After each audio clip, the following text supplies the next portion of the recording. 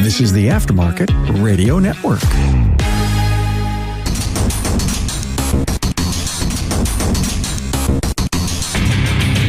Welcome, everyone, to yet another episode of Diagnosing the Aftermarket A to Z.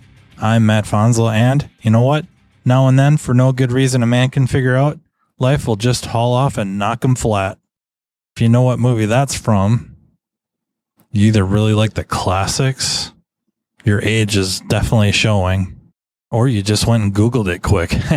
I'll elaborate more after we get a word from our sponsor, NAPA Autotech Training. NAPA Autotech's team of ASE Master Certified Instructors are conducting over 1,200 classes covering 28 automotive topics. To see a selection, go to napaautotech.com for more details. For this week's episode, I'm diving into the mailbag, which is getting to the point where I might have to get Justin Morgan on again or put together some ragtag crew to address. But one I got recently from, we'll just say, Mr. Stringer. What do old mechanics do? Hence the old Yeller reference at the beginning. That's right. We take them out back and we put a bullet behind their ear. It's over. Done. But honestly, that's a really good question, because our profession is really kind of horrible about future planning. It's just something I don't think we think about, and we conveniently forget until it's right there. The quote unquote old, whatever that means. And I think that's a relative statement, because we got Brian Pollock on last week talking about a coworker who I think is in his 60s, maybe even 70s, who's still going. 60s we're probably seeing more of out of necessity for economic purposes. And I'm not necessarily like taking a big shot at our planning for retirement, either as individuals or as a profession. I guess we could maybe a little bit, but I'm also just thinking there's a lot of people in their mid to late 60s still working because they have to. Cost of living, whatever the reason. Not really where I'm going with this. I'm not thinking like retirement, although if you're young right now, that's something you should be thinking about. Getting in touch with a financial advisor, maybe getting your manager or boss involved a little bit to go, what does it look like for me to retire at? And just go through the numbers, 55, 62, 67, whatever it is, 65, pick numbers. What does this look like? What would I have to invest? How much do I have to have taken out of my paycheck? That would be a very, very smart thing to do, especially the younger you are, because time is your most powerful weapon, compound interest. I think more philosophically about what we do within the profession, and you're in and it doesn't matter, whatever, late 40s, 50s, early 60s, you're not ready to retire. You can't retire. So the number itself isn't so important. It's, what do you do now? And what if part of the reason you can't work, in the shop as a mechanical specialist, spinning wrenches, is your hands have become arthritic? And how does that affect keyboarding skills? To maybe make a shift to a service advisor. A lot of people's knee jerk is, can you go become a service advisor? The problem with that is it's a catch-22. On one hand, you're bringing with you tons of practical experience. On the other hand, and on the flip side, is you're bringing with you tons of practical experience. It depends on how you use it. And are you a people person? Can you become a people person? Are you willing to throw yourself into that world of customer service? We don't do that. It's kind of good some days to not have to deal with people. I know people. I'm married to somebody that deals with people all day, every day, either individually or in groups. It's its own mess. It's its own can of worms. It's its own just beast to deal with. And one, I'm really glad I don't have to. I just have to deal with cars and I suppose some some people from time to time, but it's not something I have to do regularly by any means.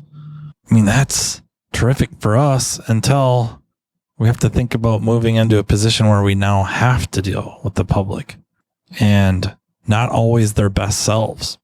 And what do we do with that energy, if you will? And I'm not trying to talk like you hear so often as, oh, they have good energy about them.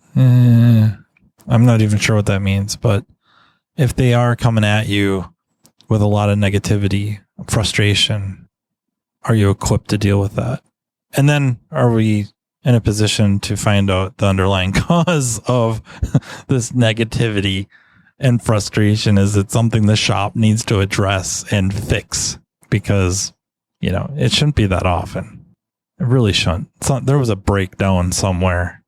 If you're regularly dealing with clients that are very frustrated, there's something hit the fan, or didn't get done properly. But maybe the subject of another episode. This one is, how do you pivot? My knee-jerk reaction, my personal, is start planning sooner. Start expanding your skill set. Find out what you're good at. Like, we already know you're really good at fixing cars, whatever position you are in the back. I think since we're talking about bodies breaking down, it's probably more the mechanical end of things than technical. I'm not saying it can't be, because depending on what you're doing technically, you might be twisting your body into precarious positions, and now you can't. So that's a real thing. Neck problems, upper back, thoracic type issues. So yeah, cervical, thoracic type issues. That's a real thing. If you're leaning over, testing a lot, your lower back, whatever. There's scenarios where your body can't do it anymore. And what can be done to work around that while maintaining a certain level of productivity. That's just the reality, right? We have to get work done at a given rate. And management has power over that. Don't get me wrong, right? If your production levels are going to drop, the reasons are reasonable, if you will. It's your body is breaking down, and you're just not able to crank that out at quite the same rate, but the quality is still there. And we're not talking like absurd times. Management can tweak rates to offset that a little bit. It's a team effort. And also, if you're kind of pre-planning this, you're working on keyboard skills, you're maybe studying customer service type skills, such as interaction, face-to-face. I'm not the biggest fan of like DISC, but it might be one of the easier personality categorization. I don't even want to call it a theory. Assessment. We're going to go with assessment. It's probably one of the slightly easier ones. The more accurate ones are probably more like Big Five. Again, you would probably delve into this stuff and be able to kind of pick out, what is this client's personality traits? If they're very alpha, how do you respond to that? And you can kind of identify and course correct how you respond to maximize communication with them, learning about what they need from you or from the shop, and respond to them in a way that's pleasing or most palatable to them. So it's something you're starting to do, the earlier the better. Maybe not assuming you won't be able to continue whatever it is you do. We'll just say, being a mechanical specialist deep into we'll just say into your 60s. What can you do? What's other skills can you bring? And then the shop has to be a part of this too, or can be. And part of me is like, they should, especially if you've been involved with them a long time and there's communication, right? Back and forth about what's going on. And can the shop also evolve in such a way to create positions for somebody that's terrific amount of knowledge, tremendous amount of knowledge? How can the shop still benefit from that, as well as you, as well as your coworkers? And is that shifting responsibilities into more of a foreman type role, or maybe it's not like a shop manager, but the foreman, where you're very much interacting with the technicians, mechanical specialists, technical specialists, that you're really the big liaison. You're helping them out with their needs, maybe their training, just on-demand training with them, coaching up young people, mentoring.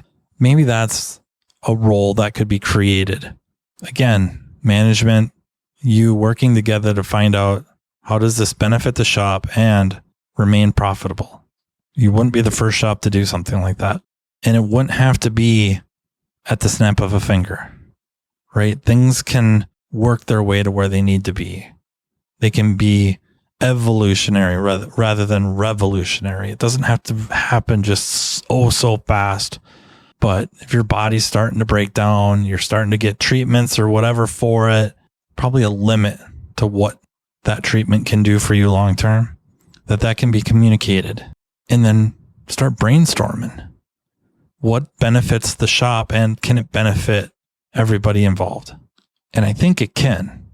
The other roles would be like more pure management, where maybe you're not in the bays, kind of in that more foreman role. You'd be more in an office type role, managing everything, overseeing everything. Your role would be probably much more behind a desk. Is that something you could do? Is that something you want to do? Is it something you can learn to do? And like I said, it's kind of aiming at it sooner. NAPA Autotech training sessions are being conducted day and night in a town near you. This training caters to every level within your organization, be it a mechanical assistant, a mechanical specialist, a technology specialist, or a driver safety calibration specialist. Imagine a one-stop shop training partner in NAPA Autotech that will lead your team to a path to greatness. Autotech's entry-level Build-A-Tech classes convert the untapped potential of your new hires into money-making mechanical specialists.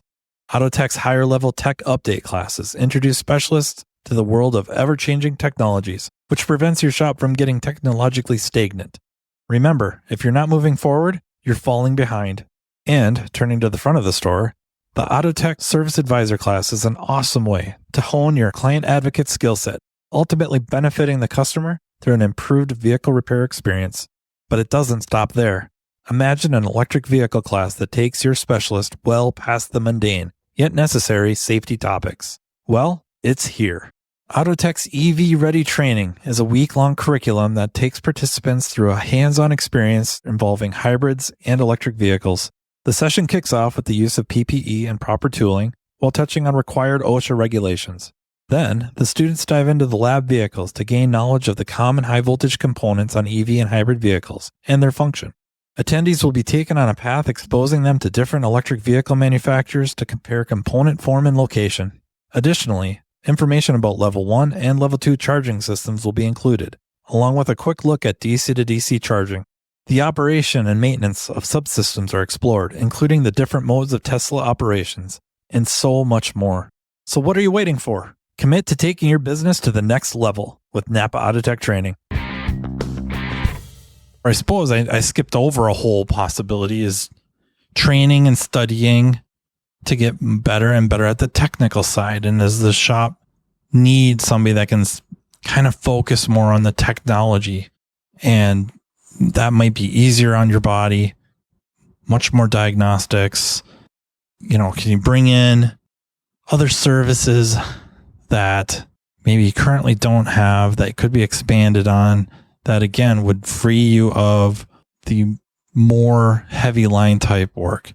Keys, key cutting, key programming, maybe even like fuel injection type services, going around to the shops and offering some sort of bench testing, using like a flow bench of various injectors. Port fuel, the cost of entry is not too terrible.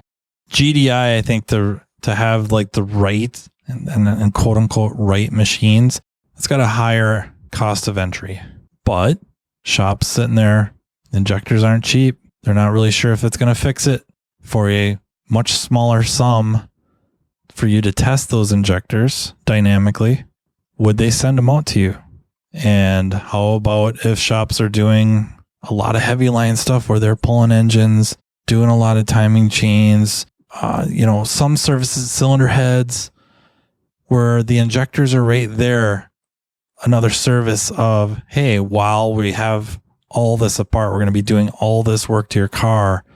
We can pull the injectors, send them to you or your shop, of course, themselves doing it, to get flow tested, balanced, if you will. So cleaned, balanced, finding out that when we pulled these injectors, we had upwards of 20% variance. No real complaints from the client. Maybe it idled a little rough. Maybe if you drove around with a scan tool, you'd see it picking up misfires randomly, a little bit here and there. Never enough to really code.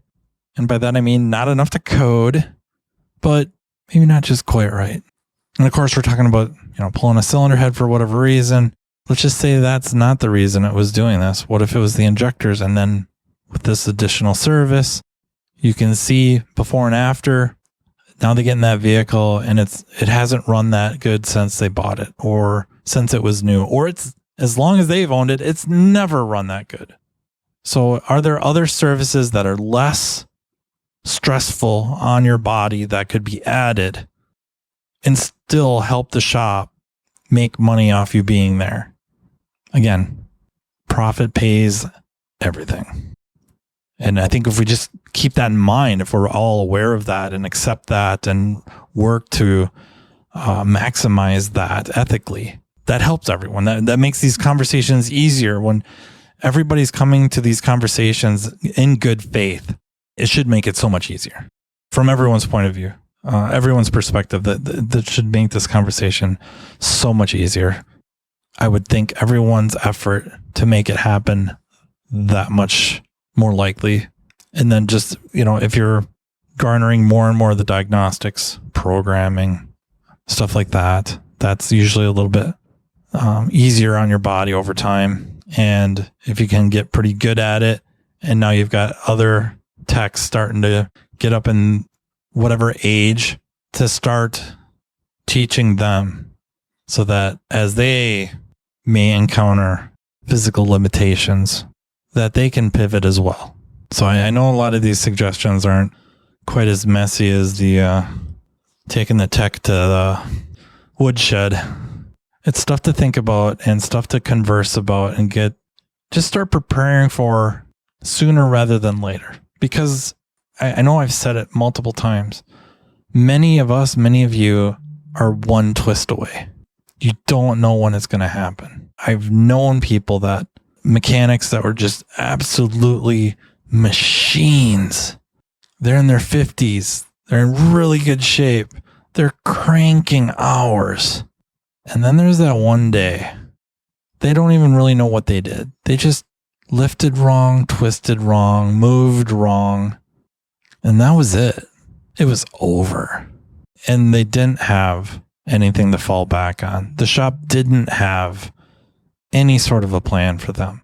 And then they're grasping.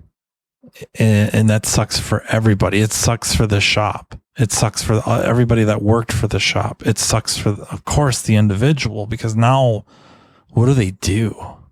And don't get me wrong. I feel pretty darn strongly that many of your skill sets translate to other fields quite well, making you very valuable. In certain cases, sometimes enough to get poached. Different conversation. I don't think that's the way I don't know that you rely on that. Especially now where it just seems like compensation packages for techs, mechanical and or technical specialists, are starting to get to where it's more and more difficult to just say, screw it. I'm going to go drive a truck. Screw it. I'm going to go drive a forklift. As fun as that would be, that job probably is not going to take care of you like your current mechanical or technical specialist job. And maybe that's not the case, and you're screaming at whatever listening device you are that I'm full of it, and you're probably right. But I do know, not just our shop, but just interacting with people at trade shows and emails and just around town even, that everybody's salaries, compensation has been going up. And it's starting to get harder and harder to find one of those escape careers, which is in general for our profession is good. I hope stuff keeps going up for everybody. But on the flip side, if something happens that you're not set up for or have no plan, well, then that really sucks, because now what? So I think just the big idea here is something to be thought about as early as you can. Expanding my skill set outside of fixing cars. Or if I'm really focused on the wrench turning, the heavy line, take it apart, put it back together, can I start expanding my skill set on the diagnostic end? Can I make that to where I can get more of that work and remain productive and keep evolving, so that if something were to happen, that's an option? And I guess I hate to throw these caveats out, but it's the truth. If for some reason I couldn't diagnose cars anymore, but I could still take it apart and put it back together, I don't think I'd ever be that good at it. It's just something I've never really done, and certainly nothing I ever cared to do. So, I know that's kind of an opposite course correct. I wouldn't fool myself into thinking like, well, this is something I can just shift gears and, I'll learn to bang out hours. Maybe I could, but I just don't see it. And that's a certain reality is maybe it won't be something you can be really good at, but you can always be better than you are. Keep working at it. There's so many resources out there. Of course, NAPA Autotech training, Scanner Danner, great resource, other entities, training companies out there. You have the ability to watch John Thornton, I think almost every other month online. Doesn't really get much better than that. You can find links to that on Automotive seminars, and that can definitely complement your other sources. And then trade shows, of course. I should say training expos, getting out there and networking, and then thinking about, or not just thinking about it, starting to pick up more and more information on customer interactions, personality assessments, phone etiquette. How can I run 3 lines and have a customer standing in front of me? That is a terrific skill set that you could develop. Have that in your back pocket. In shops, I would hope management would be willing to help you develop that, especially as things go on. Maybe in your 20s, they're not so excited about doing that, especially if you're able-bodied and all that. But now you're in your 30s, late 30s, early 40s. It's like, hey boss, I think I'd like to start taking some management training or advisor training, customer service training. I think they should be open to that. Just on the, the possibility of needing to do that course correct, needing to pivot, just in case. That is really my advice, is start planning now. And if the time is now that your body is just rejecting you, what is your skill set for diagnostics? What is your skill set for management? Is there a management role you could shift into? And if you own your own shop, one person shop, is there an able-bodied person you can find that can, essentially follow your commands and do what you say, how you say to do it? And then hopefully they start learning, where now they become fairly independent, where you can hand them the keys and the ticket, or whatever they find, look it up on their phone if they will, but hand them the ticket and the keys, and they're good to go most of the time, and then need your help from time to time, because come on, nobody knows everything, and allows you the ability to just run the business or handle the service advising type role until you can bring in a service advisor, and you just find yourself as an owner having less to do with the day-to-days, and you're more working on the business than in it. It's something you hear a lot, but it's really the truth. As an older tech, or you've owned your shop now, you were doing all the work, can't really do it anymore. You got to find somebody, and you might have to bite the bullet on someone very young, but hopefully bright, And they don't have to know much, but can they learn? Can they retain? And I can hear some of your guys' thoughts right now, and I sympathize greatly. But most of us were kind of dumb too. Most of us were pretty lost too. And I think I said it in the last episode with Brian. Many of us were learning this stuff when we were 6, 7, 8, 9 years old. And a lot of the young people, just due to our current society, are not learning this stuff until they're 16, 17, 18, 19 years old. And that's the way it is. They just got a late start on this kind of the mechanical aptitude. They just haven't had the exposure as dad or mom or the neighbor really fixing their bike anymore. They got a bike a couple of years ago, a pedal bike, broke the chain. Is mom or dad running out to buy a chain or fix the chain? Probably not. Are they going to take it to the bike shop? Nope. Because if they do, the bike shop's going to give them a quote, and they're going to be like, we can buy a new bike like this from Walmart for the same price or a little bit more. There starts the vicious cycle. No pun intended. So on that horrible joke, we'll wind this up. I really thank you all for listening. Thank you for the emails. Thank you for the ideas. Please keep them coming. If you want to be on the podcast, please don't hesitate to send me a message. You can email me at mattfonslopodcast@gmail.com.